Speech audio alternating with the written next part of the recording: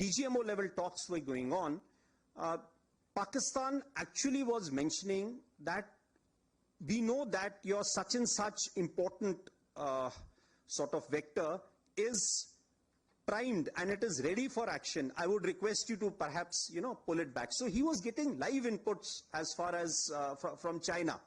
So that is one place we really need to move fast and take appropriate action. I talked about electronic warfare, and need for robust air defense system is something, again, our population centers also need to be protected. Of course, as far as the other, we do not have the luxury like, we would have been seeing the way Israel, they have the Iron Dome and a number of other air defense features that they have. We do not have a luxury because our country is vast.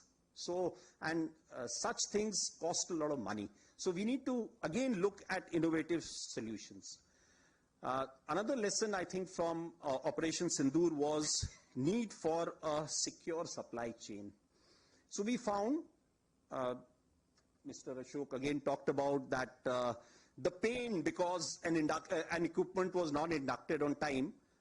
He was looking at it from the industry point of view, but I was looking at it from a military perspective, that an equipment which was supposed to get in by, say, January or last October, November, was not available to us. And in the face, and when on 22nd of the previous month, that is